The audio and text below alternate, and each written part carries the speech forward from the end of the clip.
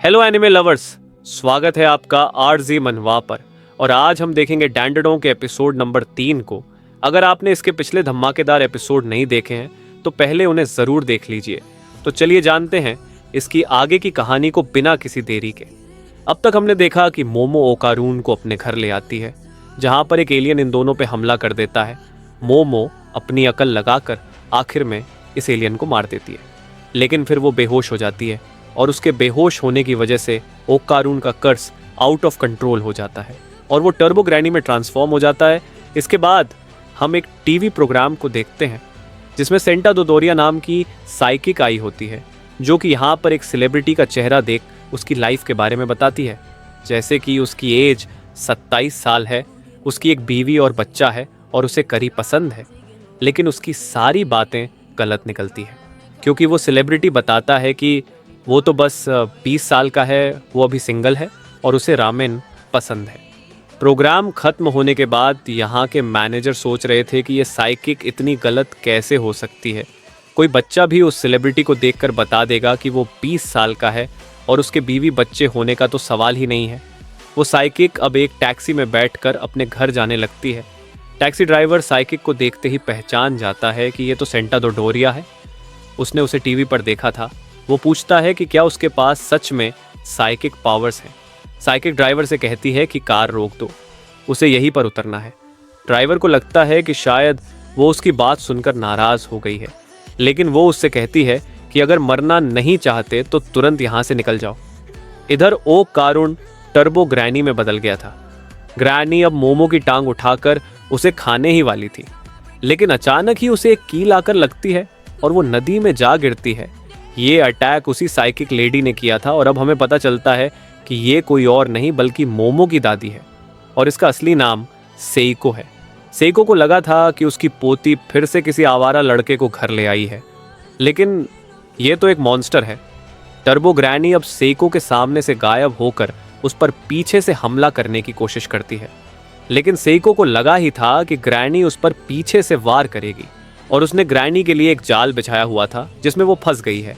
Granny अपने आसपास एक सर्कल देखती है जिससे बाहर कदम रखते ही वो जलने लगती है। सेइको बताती है कि अगर ग्रैनी ने वो लाइन क्रॉस की तो वो मर जाएगी, क्योंकि उसने सर्कल के बाहर एक बैरियर सेट कर दिया है। सेइको खुद भी एक सर्कल में खड़ी थी जिसके अंदर एक कील ठुकी हुई थी। अगर कील को सर्कल के अंदर ठुका जाए तो अंदर एक बैरियर बन जाता है, लेकिन अगर कील सर्कल के बाहर ठुकी जाए तो बाहर एक बैरियर बन जाता है। इसलिए ग्रैनी सेइको को छू तक नहीं पाई थी, क्योंकि वो अपने बैरियर की प्रोटेक्शन में खड़ी थी। ग्रैनी अब सेइको को डराने की कोशिश करती है और कहती है कि मैं तुम्हें मार के खा जाऊंगी, तुम मुझे हमेशा कैद करके नहीं रख पाओगी। जिस पर सेइको कहती है कि वो उसे कैद करके रखना भी नहीं चाहती, वो तो उसे मारना चाहती है। इसके बाद सेइको अपने बैट से ग्रैनी की धुलाई करने लगती है और पेंसिल से उसके आसपास एक और सर्कल में। ग्रैनी की स्पीड भी किसी काम की नहीं है। ग्रैनी सेइको को खूसट पागल बुढ़िया बुलाती है, जिस पर सेइको कहती है कि एक बुढ़िया दूसरी बुढ़िया को खूसट बुला रही है, इससे तो मुझे गुस्सा आ गया। ग्रैनी अब सेइको से कहती है कि अगर तुमने मुझे जला दिया तो मेरे साथ वो लड़का भी मर जाएगा। जिस पर सेइको कहती है कि उसकी पोती को धोखा देने वाले सभी लोगों को वो मार देगी, भले ही वो इंसान ही क्यों ना हो। सेइको अब उस कील को सर्कल के बाहर से निकाल कर सर्कल के अंदर ठोक देती है, जिससे टर्बो ग्रैनी जल जाती है। इसके कुछ देर बाद मोमो अपने कमरे में जागती है। वो भागकर नीचे आती है तो देखती है कि उसकी दादी घर आ गई है और टीवी पर कार्टून देख रही है। सेइको मोमो से पूछती है कि क्या वो किसी भूतिया जगह पर गई थी, जिस पर मोमो बताती है कि वो नहीं, उसका एक दोस्त गया था जिस पर वहाँ कर्स लग गया। पर सेइको तो मज़े से टीवी देखकर हंस रही थी। मोमो सेइको से पूछती है कि वो लड़का कहाँ पर है। मोमो का उसके साथ रहना ज़रूरी है। सेइको बोलती है कि अगर तुम उस शैतानी आत्मा की बात कर रही हो तो उसे मैंने मार दिया। जो सुन मोमो चौंक जाती है और पूछती है कि क्या उसने चश्मा पहना था। सेइको अब मोमो को ताने मारती है कि तुम तो भूतों पर बिलीव नहीं करती थी ना, और मुझे एक ढोंगी स्पिरिट मीडियम बुलाती थी। मोमो कहती है कि ये बुढ़िया कब तक उस बात को लेकर बैठी रहेगी। मोमो अब अपना सिर झुका के सेइको से माफ़ी मांगती है और पूछती है कि ओकारून कहाँ पर है। सेइको अब बोलती है कि श्राइन में जाके देखो। जो सुन मोमो गुस्से में बोलती है, पागल बुढ़िया, अगर ओकारून को कुछ हुआ होगा तो मैं तुम्हें कभी माफ़ नहीं करूँगी। मोमो दौड़कर श्राइन की तरफ जाने लगती है। उसे ओकारुन की याद आ रही थी कि वो तो बस मामूली ओकल्ट फैन था और दोस्त बनाना चाहता था। मैंने ही उसे उस भूतिया टनल में जाने को बोला। मोमो अब चिंता में श्राइन का दरवाजा खोलती है और देखती है कि ओकारुन तो मजे से चावल खा रहा था। मोमो को जिंदा देख ओकारुन को खुशी होती है। उसे तो लग रहा था कि टर्बो बन के उसने मोमो को मार दिया होगा। मोमो अब दरवाजा बंद करके चैन की सांस लेती है और बोलती है कि चश्मिश, तुम अभी जिंदा हो। मोमो असल में ओकारुन के लिए बहुत डर गई थी। सेको यहाँ आके बताती है कि जब तक ओकारुन श्राइन के अंदर है वो ठीक है, लेकिन जैसे ही वो बाहर निकलेगा वापस से वो एम बन जाएगा। उसके मरने की खबर सुन के मोमो की हालत खराब हो गई थी। सेको पूछती है कि क्या वो उस लड़के को पसंद करती है।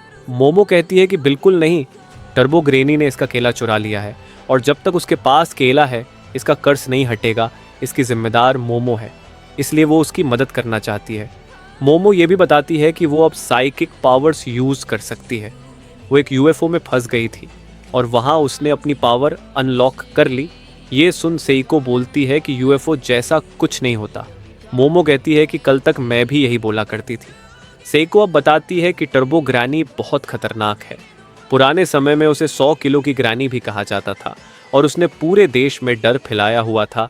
सेइको को जब पता चला कि ग्रैनी टनल में रहने लगी है तो वो उसे देखने गई थी, लेकिन वो टनल के करीब भी नहीं जा पाई क्योंकि उस जगह की स्पिरिचुअल पावर बहुत ज़्यादा स्ट्रांग थी। सेइको अब लोकेशन बाउंड स्पिरिट्स के बारे में बताती है। ये वो स्पिरिट्स होती हैं जो कि एक ही लोकेशन पर रहती हैं और उस लोकेशन से उनका गहरा रिश्ता होता है, यानी कि वो अपने उस इलाके में सबसे ज़्यादा ताकतवर होती है।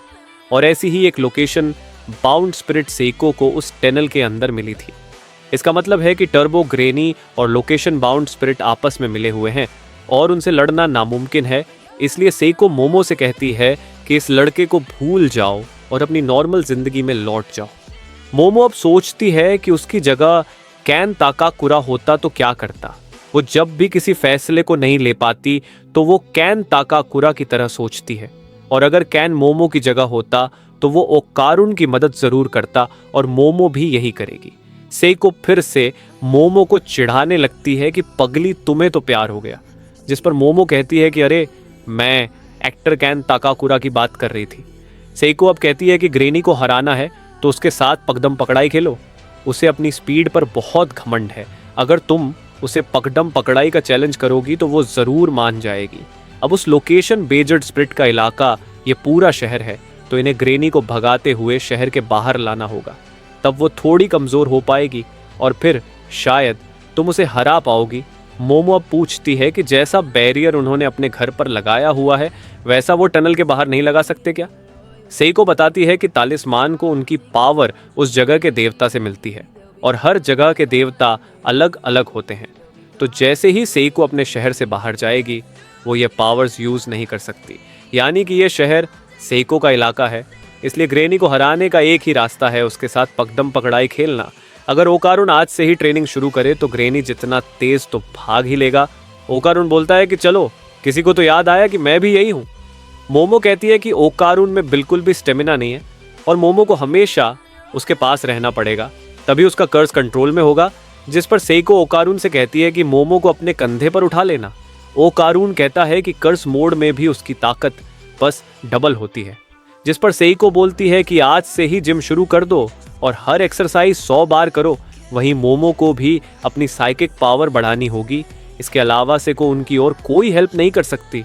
वो इन्हें सोने को बोलती है ताकि कल से ये ट्रेनिंग शुरू कर सके। इतना कह के वो चली जाती है। ओकारुन मोमो से कहता है कि तुम्हारी दादी तो बहुत जवान है। ओकारुन अब मोमो से माफ़ी मांगता है कि उस एलियन की लड़ाई में वह ज़्यादा कुछ नहीं कर पाया और मोमो को उसे बचाना पड़ा। अगली लड़ाई में वो ज़रूर मोमो को बचाएगा, जिससे वो डिसपॉइंट नहीं होगी। तो प्लीज़ मेरी दोस्त बनी रहो। मोमो कहती है कि ऐसा कुछ नहीं है, तुम ज़्यादा सोच रहे हो। जिस पर ओकारुन चिल्लाते हुए बोलता है कि तो फिर मेरे मुंह पर दरवाज़ा क्यों बंद किया था, और दोनों बहस करने लगते हैं। खैर, इसके बाद ओकारुन श्राइन में ही सो जाता है। अगली सुबह सेइको टीवी पर न्यूज़ देख रही थी कि उस सेलिब्रिटी की पोल खुल गई है, जिसके बारे में सेइको ने बताया था। वो सच में 27 साल का है और उसकी सच में शादी हो चुकी है, यानी कि सेइको ने उसके बारे में सब सही बताया था और सभी न्यूज़ चैनल पर उसकी ही खबर आ रही थी। मोमो अब ओकारून के लिए चाय लेकर जाती है। लेकिन ओकारून को तो बहुत ज़ोर से प्रेशर बन रहा था और उसे बाथरूम जाना था। लेकिन मोमो और ओकारून के बीच अगर कोई दीवार या दरवाज़ा आता है तो उसकी पावर काम नहीं करती, यानी कि मोमो को ओकारून को हकते हुए देखना पड़ेगा। और वो दोनों ही ये नहीं चाहते। सेइको मोमो से पूछती है कि वो उसके कर्ज को कंट्रोल कैसे करती है, जिस पर मोमो बताती है कि उसे ओकारून के आसपास एक ऑरा दिखाई देता है। जब वो उस ऑरा को अपने हाथों से दबाती है तो वो छोटा हो जाता है और इस तरह कर्ज काबू में रहता है।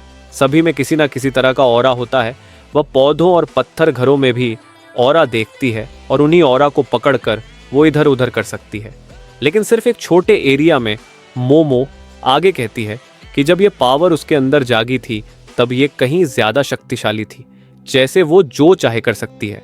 लेकिन अब ऐसा नहीं है, वो बस छोटी मोटी चीज़ें ही हिला सकती है। सेइको अब मोमो को अपनी आंखें बंद करने को कहती है कि उसे सिर्फ आंखों से नहीं बल्कि अपने दूसरे सेंसेस से भी ऑरा को फील करना चाहिए। मोमो ऐसा ट्राई करती है, बट ओकारून ट्रांसफॉर्म हो जाता है। ओकारून कहता है कि अब उससे और नहीं रहा जाएगा और वो यहीं पर रायता फैला देगा। ओकारून किसी दूसरे घर में ही घुसने लगता है तो मोमो उसे मना करती है। फिर वो भागकर मोमो के घर में घुसता है और हल्का होने लगता है और मोमो को उसे हल्का होते देखना पड़ता है, जिस पर ओकारून को बहुत शर्माती है। वो कहता है कि उसे जल्द ही कर्ज से आज़ाद होना है। सेइको कहती है कि जब मोमो ने पावर अनलॉक की थी वही उसकी असली शक्ति है, लेकिन वो पावर अब सील हो गई है और मोमो को ट्रेनिंग के साथ अपनी पावर बढ़ानी होगी, जिसमें बहुत टाइम लगेगा। अब अचानक ही मोमो देखती है कि बाथरूम के अंदर टर्बो ग्रेनी आ गई थी, जिसने सेइको को फ्रीज कर दिया था और उसकी नाक से खून भी निकल रहा था। ग्रेनी मोमो से कहती है कि वो ओकारून के यूं उससे बात कर रही है और उसका कर्ज वायरस की तरह है। जिस भी इंसान को ओकारून ने देखा है, ग्रेनी उसे तुरंत ही मार सकती है, जैसे कि मोमो की दादी को। आज रात मोमो को ग्रेनी से मिलने उस टनल में आना होगा, नहीं तो वो ओकारून के आसपास के सभी लोगों को मारना शुरू कर देगी। इसके बाद ग्रेनी चली जाती है और सब नॉर्मल हो जाता है। सेइको होश में आकर देखती है कि उनके घर का तालिस्मान भी जल गया था। मोमो उसे सब कुछ बताती है। अब रात को जाने से पहले सेइको इन दोनों को खास कपड़े पहनाती है जो कि बुरी आत्माओं से इनकी रक्षा करेंगे। लेकिन ये कपड़े थोड़े ओल्ड फैशन है। सेइको मोमो को गले भी लगाती है और उससे कहती है कि अपना ख्याल रखना और जिंदा वापस आना। इसके बाद ये दोनों साइकिल से निकल पड़ते हैं, लेकिन फिर ये एक ट्रेन पकड़ लेते हैं क्योंकि साइकिल से टनल तक जाने में बहुत टाइम लगेगा।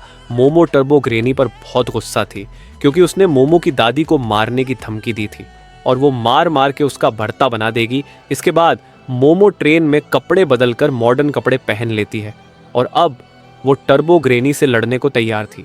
और एपिसोड नंबर 3 यहीं पर ख़त्म हो जाता है। तो आप लोगों को ये वीडियो कैसा लगा प्लीज़ मुझे बताना।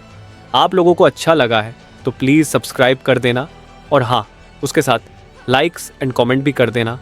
Thank you so much for watching this video. तो मिलते हैं नेक्स्ट वीडियो में। टाटा।